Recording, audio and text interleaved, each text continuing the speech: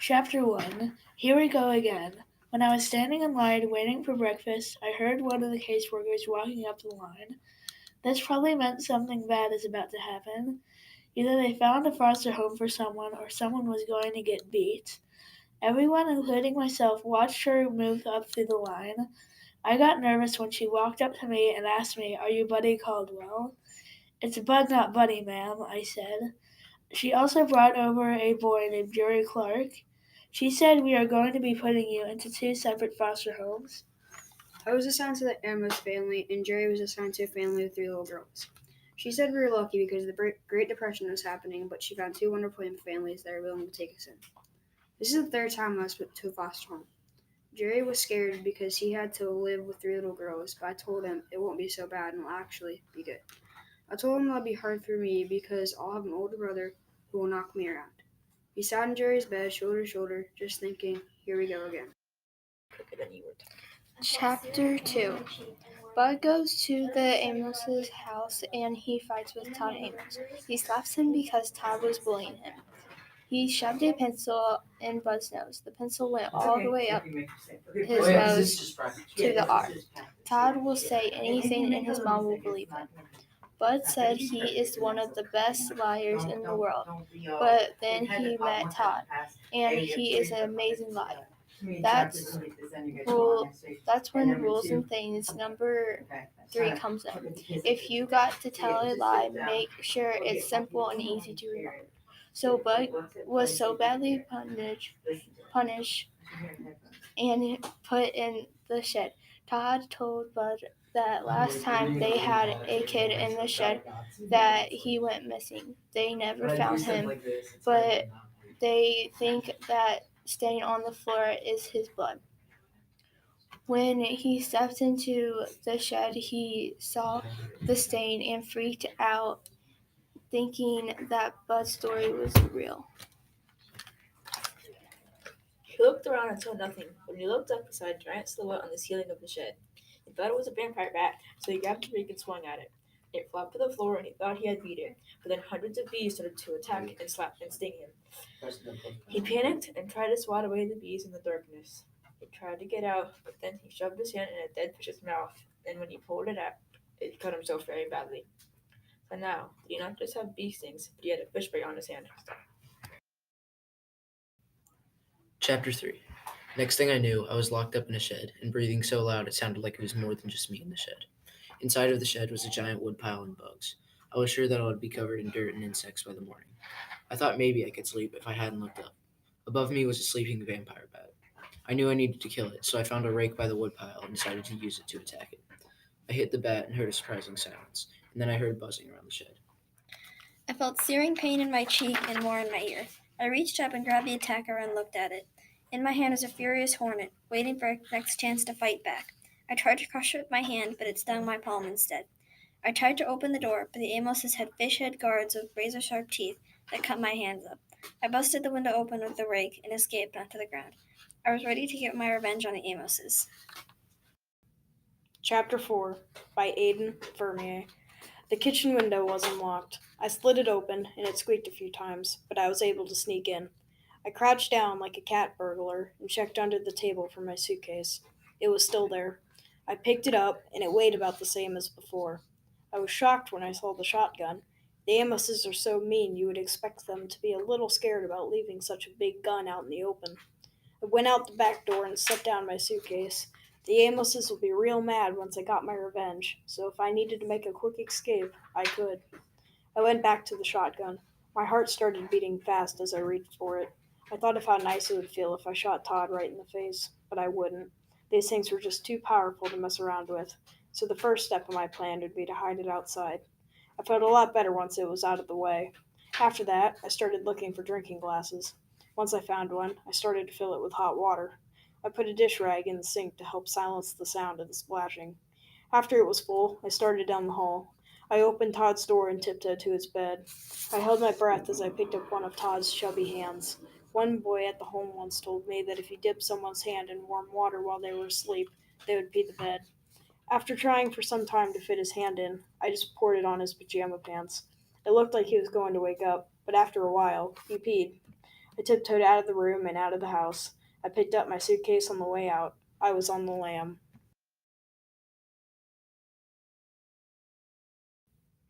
Bud Not Buddy, Chapter 5. After I got out of the Amos's shed, I thought being on lame was fun for about 5 minutes. I decided to get off the streets and find somewhere to stay the night so nobody would get suspicious of me walking around. The only hope I had was to go to the North Side Library. Maybe if I went there, Miss Hill would help me. When I got to the library, the windows had solid steel bars on them, so I decided to sleep under one of the Christmas trees nearby. Just to make sure the Amoses didn't steal anything out of my suitcase, I looked inside it. Everything was still there, even my rocks. I got out the picture of Mama. The caption read, "Boys and girls, follow the gentle light to the Miss B. Cotton Moon Park." Underneath the sign, between two big wagon wheels, was Mama. She always used to tell me how much she hated wearing that big cowboy hat and riding the tiny pony. "Filth," she'd say, "absolute filth." Every time she talked, I answered her with, "Yes, Mama," but she didn't seem to notice. She'd also talk about my name. "What is your name?" she'd say, "and don't let anyone call you Buddy." We had that conversation lots of times. She would also say something about a door closing, then another one opening, but I didn't understand. Chapter 6. When I woke up, I was under the Christmas tree with a branch in my face. I jumped up, folded my blanket inside my suitcase, then I took off running down the street towards the mission. I turned the corner and saw a lot of people in line. I started walking down the street along the line. The line was a lot further away than I thought. I turned the corner to the end of the line where I saw the last person. I walked up behind him. He said, "Line's closed. These folks are the last ones." It was time to start lying. If I don't eat now, I would have to eat out of someone's garbage can, and then I have to wait until the mission opens for supper. I said, "Sir, I." The man raised his hand and said, "Look, kid, everybody's got a story, and everybody knows the rules. The line closes at 7 o'clock, and you think you could sleep till 7:15 to come down and expect to eat? You think you have some kind of privilege just because you're skinny and raggedy? Supper starts at 6 p.m., but if you plan on eating, you better get here by 4. He pulled out a black strap out of his pocket and began slapping it against his hand. He said, "You have been talking one too many times, kid. You rotten kids don't listen to no one." He slapped his hand again and started walking toward me. I started to walk backwards when I felt a big, heavy hand close onto my neck. I looked up and saw a big, square-shaped man with blue overalls, and he looked down and said, "Clarence, what took you so long? Go back in line with your mama." I looked at the line and saw a lady with 2 little kids, and her pointing to the ground, saying, "Clarence, you get over here right now." I went over to her, and she gave me a big, hard smack on my head. Then the guy with the blue overalls came over and popped me in the back of my head and said, "Next time, don't take so long." I stood in line with my pretend family for a real long time, and finally we were next. I looked up and saw a sign on the wall, and it had a bunch of people in a car looking real fancy, and on the picture it said, "No place like America today." My pretend daddy read it and said that they wouldn't have the nerve to come down here and tell the truth. When we finally got into the building, it was worth all that wait. After we picked up spoons and bowls, a lady filled our bowls with oatmeal. Next we went to a table and got a big glass of milk, and we all sat down and ate.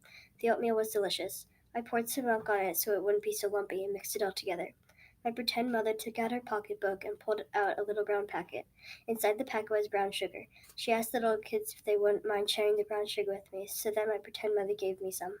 When we finished, I said thank you and watched them walk away.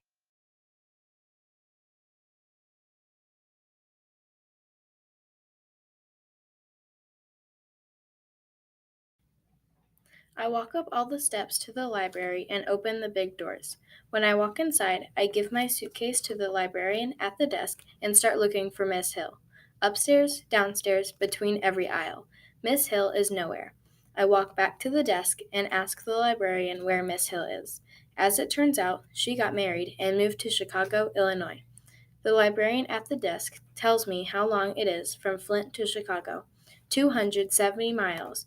I ask her how long it will take to walk from here to there. As long as I can cover 5 miles per hour, it would take me 54 hours to walk. That is much too long. I tell the librarian thank you for giving me nothing but bad news and walk to a nearby table to think about everything that she just told me. I couldn't go back to the home, and I definitely could not be going back to the Amoses. Still without an answer, I get my suitcase and went back under my tree and fell asleep. Chapter 8. But Not Buddy. Something stepped on a little stick. It was Bugs who was trying to sneak up on me. Because I have a history of sleeping with protection, he was lucky because as he jumped on me, I was just about fixing to stab him in the heart. He had come to ask me to go on the lam with him. He was going to ride the rails to the west. I happily agreed. We went to the mission to ask for directions to the station. They directed us to a small town called Hooperville. It was definitely not easy to find, though after a while of wandering, we could smell a fire and food cooking and people talking. We entered a clearing in the woods, and there it was. At least I thought we were in Hooperville. But Bugs quietly said, "Shoot, this ain't no city. This is just another cardboard jungle." I, of course, had no idea what a cardboard jungle was, so I asked him. These cardboard jungles ain't much. They're not places you stay long or do much at. But he didn't care.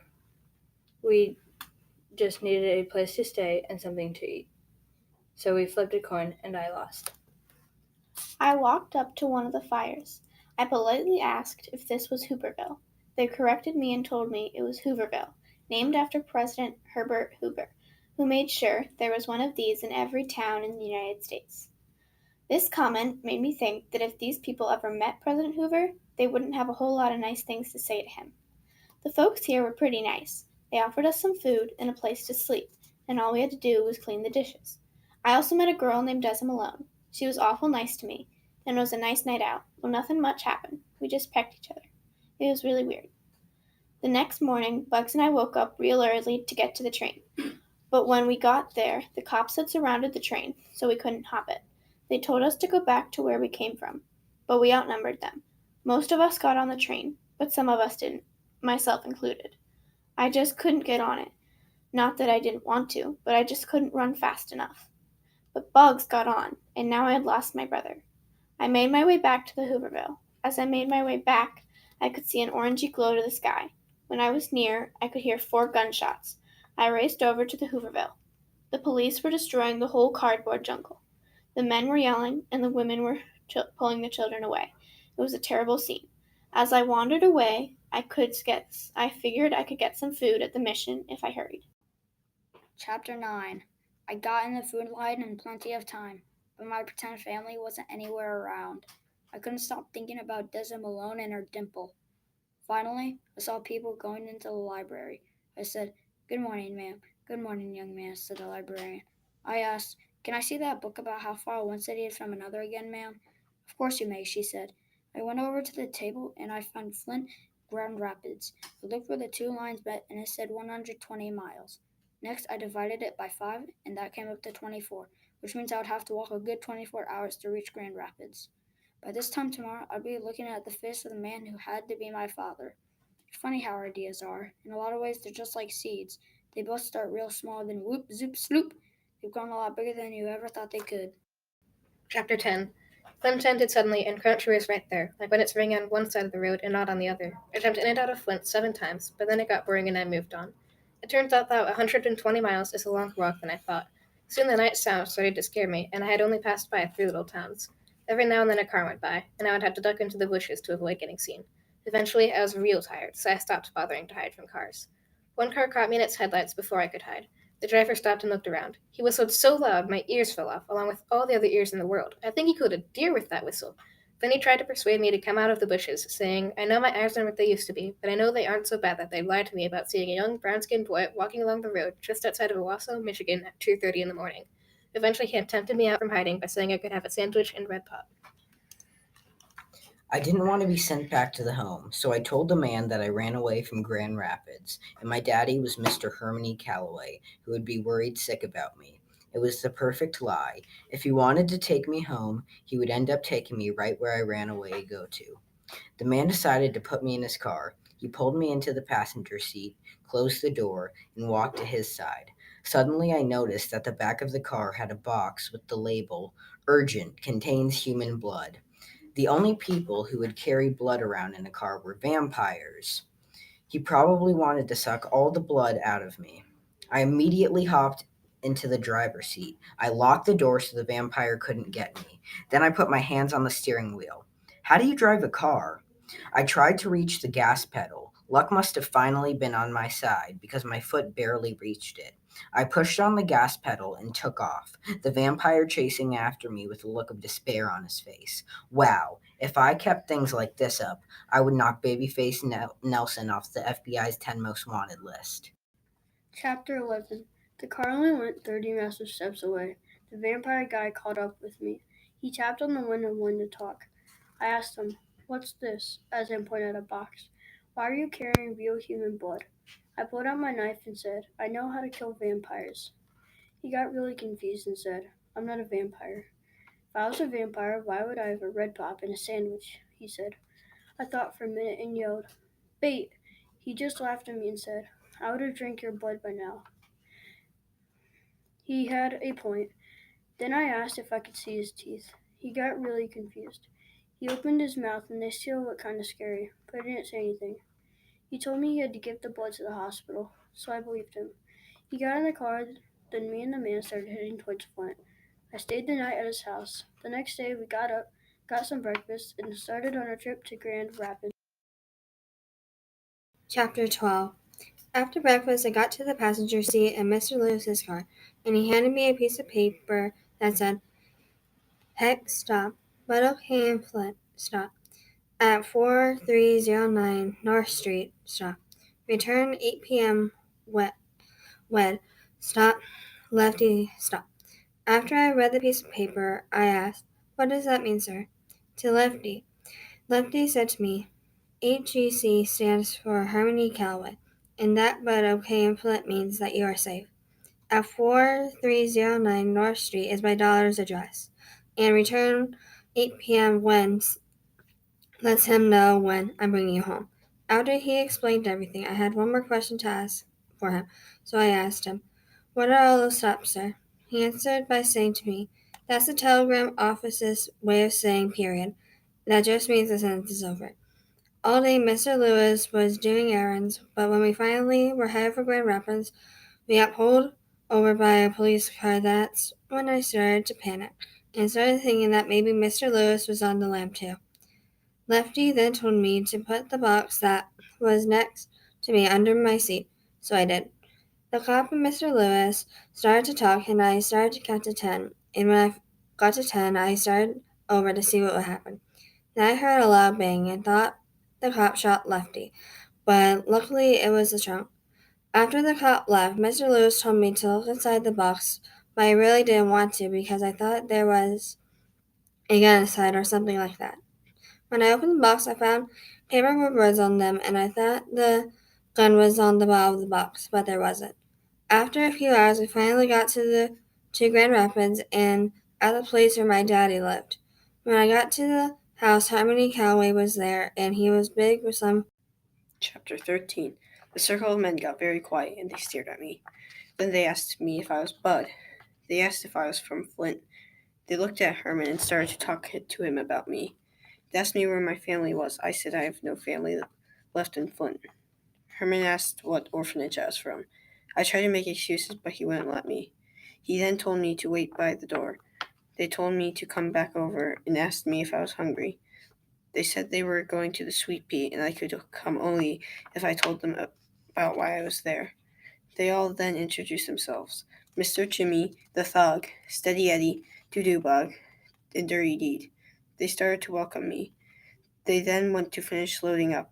I got to help a little before we left. They started talking about me and my daddy. They told me when I get to the Sweet Pea, I should hug Herman. They told me not to do it after. They told me not to call him my dad. They thought I was dumb. I said, "Yes, sir, but isn't it just like my luck to come clean across the state to find my daddy and he turns out to be a mean old coot?" I slapped my hand over my mouth. I then remembered rules and things number 63. Never say something bad about someone you don't know, especially when you're around a bunch of strangers. We went to the car and started driving to the Sweet Pea. We talked for a little before we made it. Then when we made it to the Sweet Pea, Doo-Doo Bug said, "Let's eat." But no, buddy. Chapter 14. We parked the car and got out of the car to go to the Sweet Pea. As I walked in, I took a big sniff and said, "This place smells like heaven." It was like someone had an old pot Pour about 100 grams of hot apple cider and 100 grams of hot coffee in it, and start 8 or 9 sweet potato pie crusts and all into that, and then let 6 skinny meatballs float on top of all of that, and threw it in a couple of handfuls of smashed potatoes. They boiled the whole thing on high. We walked to the table. It said NBC. It said Herman calls it Noy but Coward tale. As I walked over, Jimmy waved his hand so I could sit with Hermie and Callie. As I sat down, there was a lady at the table with Mr. Jimmy. He said her name was Miss Thomas, and she was the band vocalist doll. As Jimmy introduced her, she quickly noticed my lost things. She gasped and she said, Herman, look at this child. He is filled with lost things. Herman grunted and she asked, how much do those things hurt? I said, it hurts a lot sometimes. She asked, Gore's her mom. I said, I don't have one. So she said, do you have a daddy?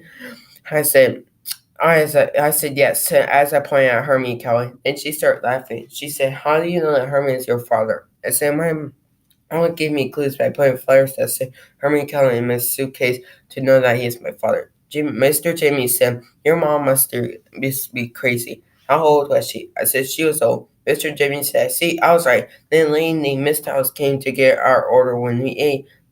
Then Miss House came with a potato pie with whipped cream swapped all over it. She said, on the house. I ate all up. When I was eating the potato pie and talking, something hit me. I started to laugh. Then I started to cry. I was so embarrassed I covered my face. While it was, Miss Thomas said, it's okay. You know you're finally home. Chapter 15 Bud Not Buddy. Miss Thomas, Hermione Calloway, and me got home to the Grand Calloway station, and I was still a little bit shook up about crying at the Sweet Pea. I followed Miss Thomas up the stairs, carrying my suitcase with me, and came into a room that I would be staying in. I was a little freaked out, and so I asked why there were so many girl things and why they looked so old. Miss Thomas said the girl who lived here is gone. I think back to my rules and things, number 28. Gone equals dead. Well, Miss Thomas leaves the room so I can get situated. I keep looking at the closet like a young Frankenstein or Wolfman will come bursting out. I manage to fall asleep. I wake up the next morning and I go downstairs to Hermione Calloway reminds me of how I went to the local YMCA by saying that he has little bells all over the thing so nobody can steal anything. This reminds me of the YMCA because the swimming instructor says that there is a magical spell in the water to make sure that kids don't urinate in the pool. So if the red color appears in the pool, the Flint police will arrest you. Chapter 16 Bud Not Buddy. I woke up and went downstairs. I guess I slept till noon because Miss Thomas asked if I always slept that late. I said that that was actually the first time I've ever slept that late before. Then she asked me if I could wait till lunch to eat, so I said yes, since it was only 30 minutes away. When Miss Thomas said there was a chance I'd be able to stay with them, a big smile crossed my face. A few minutes later, Steady Eddie came in and said hi, and I said hi back to him. I thought he was looking for Hermione Calloway and Miss Thomas, but he said he had something in the case for me. I opened it. Wow, it was really wrapped in there, but it was a long brown wooden flute. There were a few dents in it because he had gotten it from a pawn shop, but it still sounded real good. Chapter 17 Bud Not Buddy.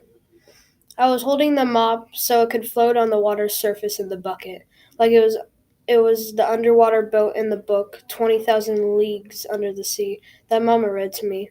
Captain Nemo? I pretended to be a sailor. Hey, matey. The squabs were only able to plug 10,000 of the leaks. That means we have 10,000 left.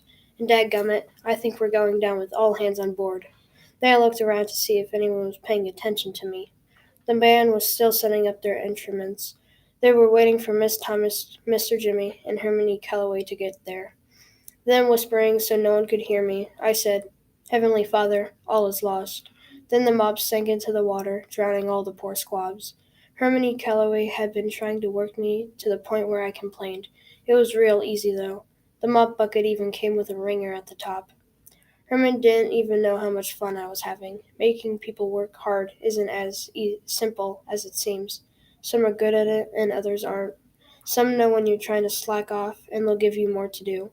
Although others will try to find some excuses to get you to do more. I stuck the mop in the wringer and pretended that it was someone at a washing machine, not paying attention to what he was doing and getting his body pulled through and wringed out. Before I could see what was left of the poor guy, someone yelled out, 1, 2, 3. I looked up to see the thug brushing his sticks across the round metal thing around his drum, making a soft rain sound. Then Dirty Deeds started playing the piano like a drum. It sounded like big drops of rain splashing over and over. Steady then started snapping his fingers softly with the beat of the piano and drum. He put his axe in his mouth and started to play, but it didn't sound like music. It sounded like someone talking. He blew one long, low, rumbly, and deep, sad moan, but it was the most beautiful sound in the world. Steady Eddie held that beautiful note for a while. Then he made the saxophone music drift away from the rest of the instruments. The sound of the sax twirled and whirled. Just then, Miss Thomas and Hermione Calloway came up behind me. She looked around and said, "You've done a great job, Bud. The place is sparkling." I was about to say, "Thank you, ma'am," but it didn't seem like I should talk while the band was playing this beautiful sound. Then Mr. Jimmy said, "Looking good, LeBone." Then all three of them walked up onto the stage. Mr. Jimmy picked up his horn and started playing along with the storm. Miss Thomas sat down on a stool, and Mr. C started playing his fiddle, and he sounded like the thunder of the storm. It was like the smell of the library. With everything blended together, you couldn't tell which smell was your favorite. Honestly, couldn't tell until Miss Thomas opened her mouth. If the rest of the band was the storm, then she was the sun bursting through the dark clouds. Then you had to wonder why the band wasn't called Miss Thomas and the Dusky Devastators of the Depression and a mean old guy on the fiddle. She would sing things like la-da-dee-da-da, and Steady Eddie would answer on the sax. Before you knew it, they were having a conversation. Every once in a while, Mr. Jimmy's trumpet would come in but fade out. The other instruments each took their turns, interrupting the conversation. Next, Miss Thomas did some more do-do-do-dee-bahs. Afterwards, Steady answered with the sax. Finally, Miss Thomas broke out in American. "We haven't met since then, G, but it's nice to see you again," she sang. "Nice to see you again, to see you again." And the storm was over. The last thing you heard was the rain from the thug drifting off, and the thunder of Mr. C drifting too. Then it got real quiet. I let the mop fall out of my hands and onto the floor. Then I clapped as loudly as I could and said, "Wow!" Now I could see why the band got 6 exclamation marks behind their name. On my way to the third road trip with the band, I overheard the bandmate saying that Dirty Deed has to be in the band because it is a law for a Negro to own any property. After the band practice, Mr. Jimmy said me and Mr. C could ride back together. Me and Mr. C looked at each other like this wasn't a good idea. I had to drive a whole hour and a half alone with him. Before we got in the car, Mr. C went and had a long conversation with Mr. Miller. When Mr. C was done, he kept kicking the rock. He kept bending down to get it, but his big belly kept getting in the way. I went over there and picked it up for him, but it turned out to be just a throwing rock.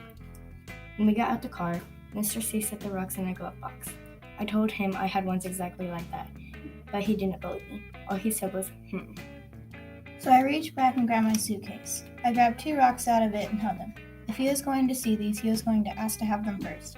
Finally, I lost my patience and stuck my rocks right in his face and said, "See, I told you." He yelled at me for stealing these from the dead girl's room, and I said, "I didn't steal nothing, sir." When we stepped out of the car, Mr. Jimmy came over and asked me where I got them. And I said, "My mama gave them to me before she passed away." Then Mr. Jimmy asked what my mama's name was, and I told him no one had ever asked me. Mr. C looked at me for having a smart mouth and told me to answer the question. I said, "It was Angela Janet Caldwell." Mr. Jimmy and Mr. C just looked at me in disbelief. Hermione Calloway ran toward the Grand Calloway station, and I said, "I knew it. Mr. C was my dad, and he had been lying the whole time." Mr. Jimmy said, "Lord help us all. It looks like Herman might be your grandfather." This was real surprising, but the best thing was Hermione Calloway was my dad. Shucks, who would want a daddy that on top of being so old and so doggone mean had such a big belly? Not me. Chapter 19. Man, ever since he heard call my mama's name, he locked himself up in his room, and he wouldn't come out. Mr. Jimmy and Miss Thomas made me sit in the kitchen while they tried to talk Herman into coming out. But the way they keep saying Herman, soft at first, but getting louder all the while, made it seem like he wasn't talking back.